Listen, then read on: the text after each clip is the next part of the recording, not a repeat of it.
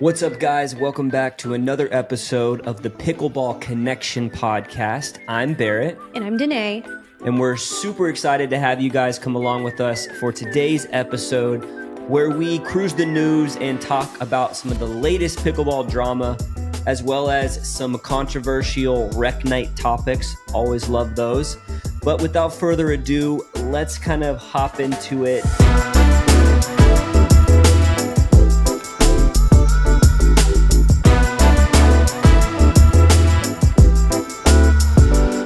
This is the moment we waited for.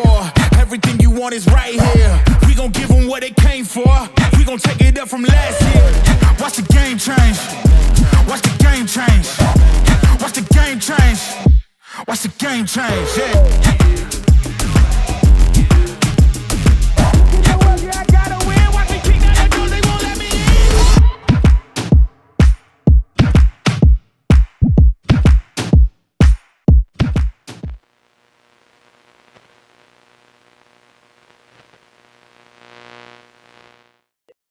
Danea, I hear there's an update in regards to the Yola situation. If you guys have been following our podcast or the pickleball news in general, you know it's been a crazy ride as far as paddle regulations go with the Yola and USA PA. Danea, you want to give us a little update? Yeah, so this was a huge week.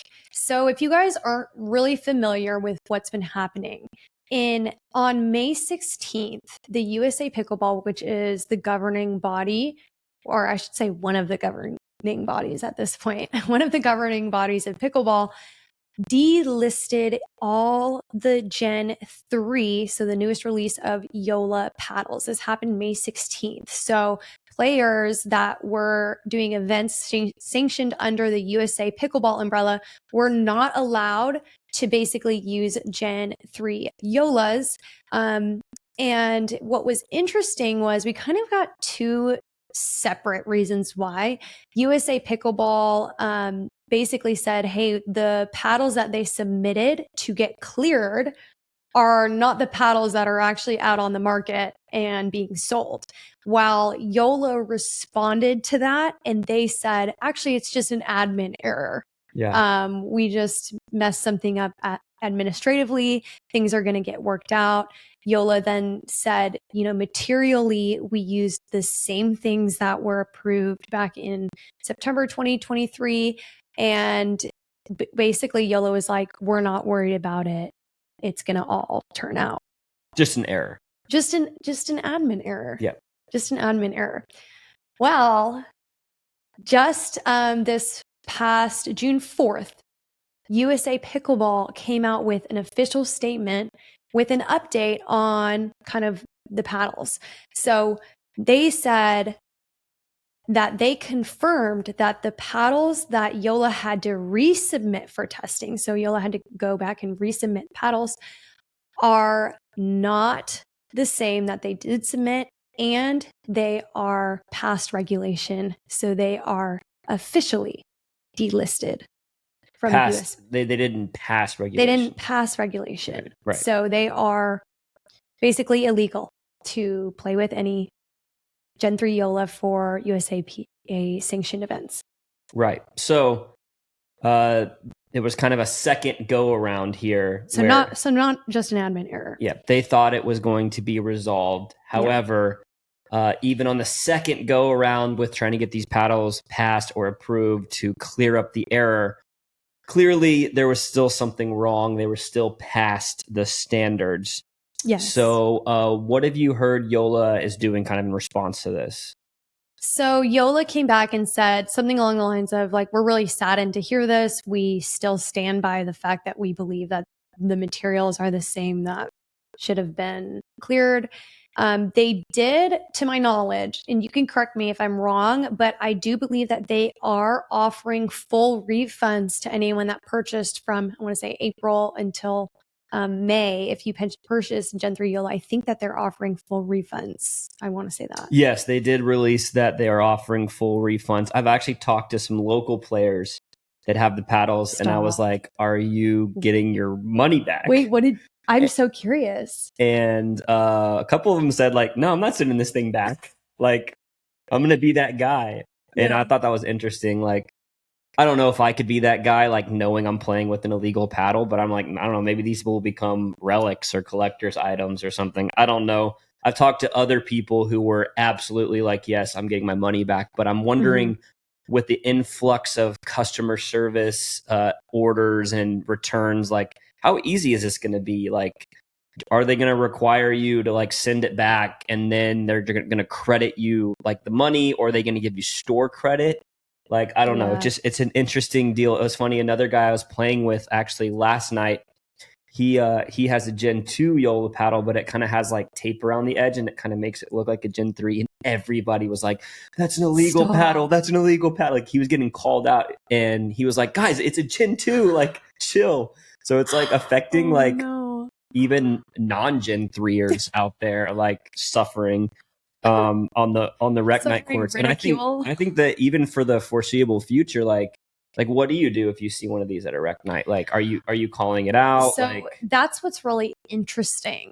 I did a post on my page just talking about this whole issue, and it was really all things pickleball. And it was really fascinating to see people's comments because people are literally all over the place. You have people that are like, I don't think that this paddle should be illegal. It's fine. It plays just like a Gen 2. And then you have some people that are like, thank God this is banned. Like, I almost lost an eye at rec play. Like, and then you have some people that are like, yeah, I'm bummed, but you know, I think that this is the right thing. And what's interesting is, you know, obviously we play at local parks, but there are facilities that have banned this paddle. Right. It's hard to ban them from a local park, but if you're part of a club or a facility, there are facilities now that are like, we have to abide by the safety standards set forth by the governing body since 1984 in pickleball. Yeah. So it's really fascinating. And, you know, I just want to throw this out there. I don't have all the information. You guys can look on USA Pickleball's website for all the illegal or legal, you know, list of paddles. But I also know that Rhombus is now delisted as well. Right. Rhombus, kind of a lower, more budget-friendly carbon paddle. They have a paddle called the Ripple that was delisted. I believe there's a couple other like names maybe you haven't heard of that have also been removed. So paddles are starting to fall off the list. USA Pickleball is cleaning up right now. Yeah. And just think on that note, like, what do you think personally about all this? I mean, this is kind of crazy. Yeah, I think it's interesting. I think, you know, in a lot of ways, I totally understand where people are coming from in that it's kind of changing, or, you know, the integrity of how the sport is played. I think something about, I love the part of pickleball about the nuances of the long extended dink rallies where you really can't speed the ball up. And if you do, it's like going to be put away but like now with the amount of like pop and the amount of spin, like it doesn't require you to have these longer rallies. It actually plays to you your advantage a lot of times for you to not play into a longer rally, which I like that part of pickleball. Yeah. So personally, I'm glad that there are some standards that are being set and being enforced. I do think it's interesting because at some point this was going to happen to some company because, you know, everyone's trying to be on the cutting edge side of like innovation and technology. And I think you can do a lot of cool things when it comes down to like spin. I understand that like there was, you know, a couple years ago, there was the whole, you know, drama with Carbon and their paddles being too gritty and them getting recalled. You know, when it comes to spin, I think, you know, that can change the game in some ways, but I think it makes the game interesting. Whenever we're talking about like a massive increase in power and you have, you know, 100-pound women that are 4-0s that are hitting the ball harder than, you know, former D1 college tennis player guys, because they I mean, I'm being a little, I'm exaggerating, but it just changes the game. It takes away kind of a competitive advantage that some people have. And it was funny because I think I interacted with a post. I don't like to like lately I've been a little more savage on the internet. I don't like to like that's been getting in internet fights. Not really. I mean, I kind of just do it out of my own entertainment, but I do have to stop myself from like Earlier today, I almost responded to this guy, and I had to like stop myself. I'm like, I'm not gonna get in an internet fight. Like delete. So I like it's like one of those things where you like, have you ever like typed out an email, like perfectly crafted an email, and then like you're like about to hit send, self-control, and you like just can't hit send, and you delete it. Yeah, it's kind of like one of those things. But yeah, I mean, I was in the comments, and I was like, people feel free to play with these at Rec Play. Bring on your Gen 3s. If you beat me, I'm just going to put an asterisk by your win. That's all. And this guy's like, what a baby. Like I'm like, dude, here's the thing. I don't know, like, what would happen if we all had to play with the same paddle? Like, who would be? I think that's a very interesting. Yeah. I've heard this brought up even amongst like pros. Like, what would happen if one tournament a year, or a couple tournaments a year, every pro had to play with the same paddle, or maybe a non-brand? I mean, obviously it wouldn't be as good for brands, but what would happen if every pro had to play with the same paddle? Like, it would be fascinating to see the results. Yeah. So I don't know. I also think it's like, yeah, I mean, here's the thing. I think it's hard not to like have an asterisk by someone's win if they have a clear advantage over you because of technology. I'm like, there's a reason that in Major League Baseball, they don't let you cork a bat. There's a reason why there's certain standards on equipment and industries, because they want skills to shine forth, not just technology. So I don't know. I think it's good for the sport ultimately that this is happening. I think it's bound to happen at some point. It's unfortunate if you're Yola, because it affects your business. But this also, another kind of topic. Did you hear that some rumors of some people getting sued? Some lawsuits? Yeah, go ahead and. Yeah, I mean, I don't know the full extent of the details, but I did hear some rumors that there was a guy that was threatening to sue Yola, like for $5 million. I don't know who this guy is, but like you have actual amateurs and people out there that are threatening to sue Yola for this. And then I've also heard rumors that Yola is threatening to sue USA Pickleball. Old Jim Kloss, famous internet hero that he is, had a massively long post in Jim Kloss fashion, and basically talked about how like this is not good for USA Pickleball because Yola ultimately has way more money than them. Obviously, Yola came up, was very popular around the world when it came to table tennis. So because Yola has so much more money, even if USA Pickleball is right, it's not going to be good for them financially or publicity-wise to get into a lawsuit with Yola. Is this going to happen? I don't know. But be very interesting to see how UPA follows suit. Yeah. Which, if you guys weren't aware, UPA was recently created as a new governing body for the PPA and the MLP. And I think if they don't follow suit and do the same things that USAP's is doing, then it makes them look a little more laxed. And I think they have to protect the integrity of pickleball paddle standards as well. So we'd love to hear from you guys, though. What do you guys think in the comments? Let us know. Are you, especially if you have a Yola? I'd be curious what you think. Yeah, I want to know what you think if you have a Yola. What are your thoughts? Are you sending your paddle back? Let us know. Are you keeping it? Are you okay playing with it still in Rec Play and being that guy? Or if you've played against one of these, do you think this is the right move? Or did you feel like this paddle created an unfair advantage for people at your local rec nights? And obviously rec nights are way different than like a tournament where it affects your duper rating and your potential prize money if there's money on the line in the tournament. But even at a rec night, this can affect all levels of people. So let us know what you guys think in the comments. We need to tell you about a must-have for anyone in the pickleball world. If you're an avid pickleball player and don't have this app downloaded on your phone, you're missing out on so much. Meet the Selkirk TV app, the first and only free streaming and on-demand app dedicated to everything pickleball. Whether you're a player, a fan, or just curious about the sport, Selkirk TV is your one-stop shop for all things pickleball, like lessons, courses, podcasts, and more. Imagine improving your game with the pros or catching the latest pickleball buzz before anyone else. If you're already watching this episode on this app right now, thank you. But if not, what are you doing? Download the Selkirk TV app now. It's a must-have for anyone who loves pickleball. So I have another topic that I want to talk about. Yeah, let's hop into the next one here.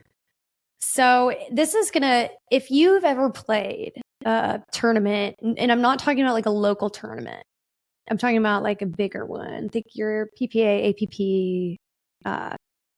I want you to especially listen up. So this person says PPA Texas Open was very crappy to amateurs. First of all, there were a lot fewer people signed up to play. Second of all, the venue was very badly hit with rain. Our event was supposed to start at 4. Everything was postponed. The storm hit.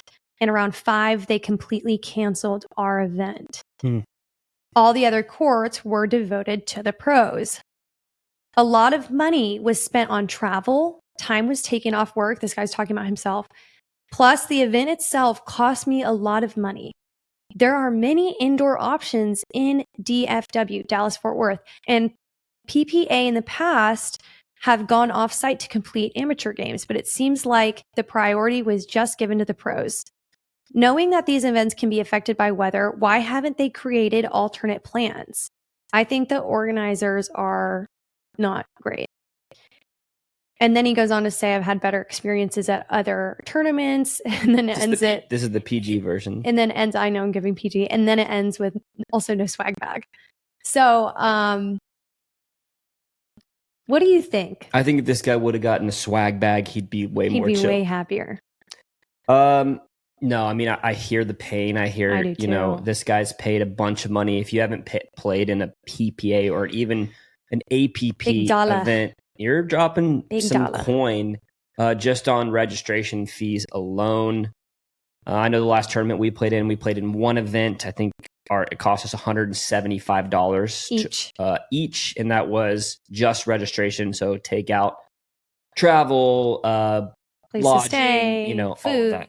So, I mean, the tournaments can be pretty pricey, and obviously the PPA could do nothing about Mother Nature and the amount of rain that they got at the Texas Open, but amateur events were canceled, and when you sign up for completely canceled, right? And when you sign up for one of these tournaments, you are asked if you want to purchase insurance, meaning weather insurance. Meaning if there were a weather delay or something, and it's not cheap, to get. It's like $30-$40 extra on your. You're already spending $200, right? So a lot of people will, if you pay that money and it's sunny, you lost that money, right? If you pay that money and it happens to rain, then you get refunded or even partially refunded, I've seen on some tournaments. And so most people don't do it, right? Most people don't buy weather insurance, and if you don't buy it, you lose your money and you don't get to play. So what do you think? Do you think that's fair? Like this is where I'm at. So if you guys don't know, I have a background in running. So I've done a lot of races. She's very fast. I've done a lot of races. And what I love about a lot of the running culture is if like a race gets rained out or something like that, because that does happen. I get it. You can't control the weather.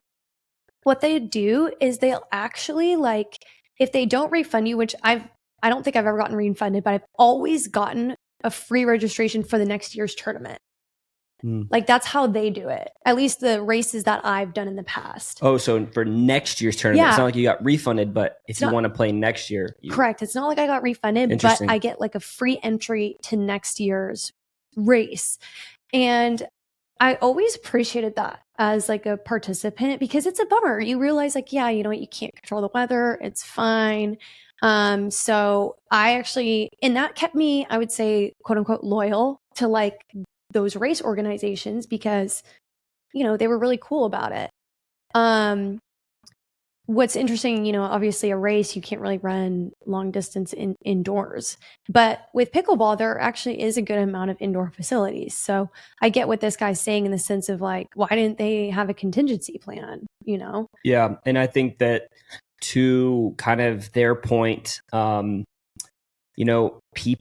has become the top professional tour, and so I think years ago, I don't even know if it's still their slogan, but their slogan used to be play where the pros play, meaning you can come sign up as an amateur and play alongside the pros. You know, however, now I think their focus has shifted to the pros, and amateurs can very easily get kind of tossed to the side. And I think, like, I've heard people say, like, will the PPA ever become a tour that is strictly pros? And if you're not a pro, you are just there to view. So will they continue to be an amateur and pro, you know, conglomerate, or will it, you know, shift to be just a professional tour that you can come as a viewer or you can come as a pro, and then other tours will take over the amateur side so that they can be the focus? I don't know if that's ever going to happen, but initially the branding of the PPA was play where the pros play. So you have to prefer the amateurs if that's going to be your slogan. And that's my biggest issue too, is I'm like, you know, we just played in a tournament, and to be honest, it wasn't a great experience. Like, we were waiting hours for our matches. I think we waited 2.5 hours on average between our matches. Like, it was bad, you guys.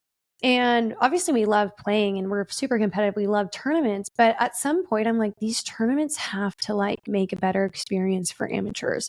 They need to cap registration, in my opinion. Yeah, that was the problem with this tournament that we played. There was like 1,500 people registered, and I will never play a tournament again with over 1,000 people registered. I mean, maybe if I have to be there, if I'm already if I'm traveling for work or for business and I'm already there. But yeah, I don't know. You've lost his business. I'm just kidding. Yeah. So it was bad, man. I mean, I'm getting tight. I'm falling asleep. I'm coming off of an injury, so drama. Right now. I can't afford to take 2.5 hour breaks between matches.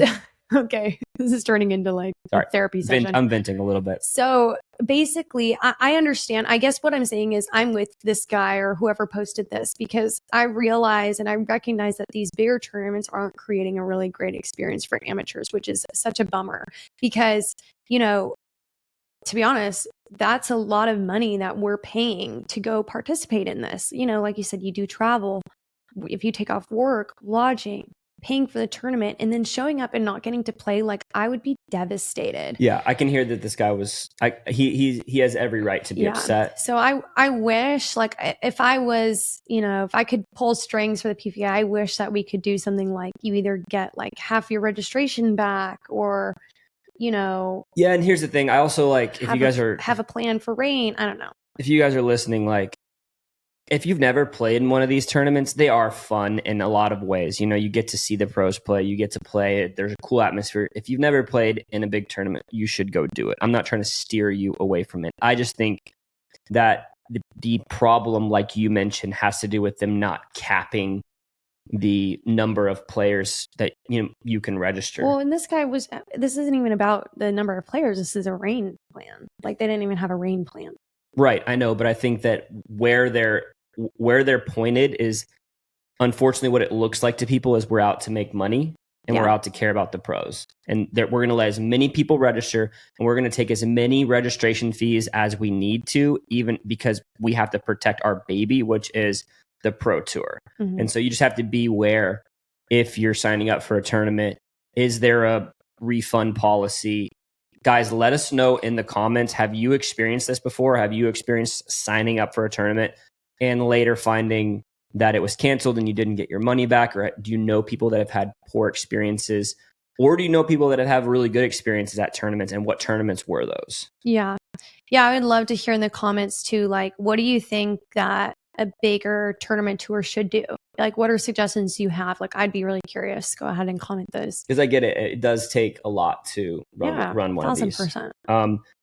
So real quick, before we move on to the next topic, while we're talking about the PPA Tour and the pro scene, there are some interesting new partnerships. We're filming this just as this weekend is kicking off, which is the Sacramento Open.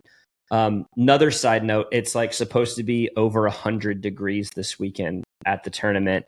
And the other side to what we were just talking about is, you know, you can't play pickleball in the rain. You can't play pickleball when it's like super hot because people get overheated. You can't play pickleball with too much wind. Is the future of the sport indoors? I don't know. We'll see. We'll see if what will happen. But let us know also in the comments. Do you like playing indoors or outdoors better? I like playing outdoors, but it's just not very practical for these big tournaments. Anyways, at this new tournament, there are quite a handful of new partnerships, and we're starting to see this more and more in the pro pickleball scene.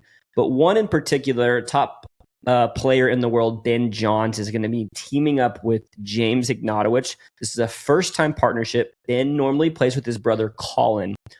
Very different play style does James have than Colin. What do you think about this partnership? And I want to get your prediction, like how far do you think they're going to go? Oh gosh, I'm really bad at these. I don't know. I think this is a very different partner than Ben is used to playing with. I think the only other right side player I've seen Ben play with, besides MLP, obviously, is Matt Wright. Yeah. I guess MLP is Eric Lang and Tyler Leung. Okay, yeah. So those are a couple that I've seen Ben play with, but obviously he plays mostly with Colin. James to me is a very different player than all of those people. Right. So I don't know how they will do. I mean, theoretically, here's my thought is Ben is somebody who has proven time and time again that he can win or go deep in a run with anybody.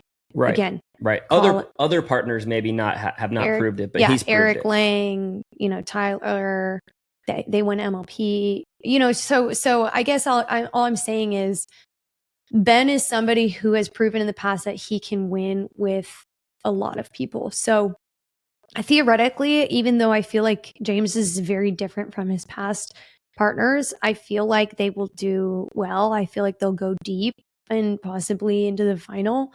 What do you think? I don't really know. Yeah, I don't really have strong thoughts. So my prediction is that they're not going to win.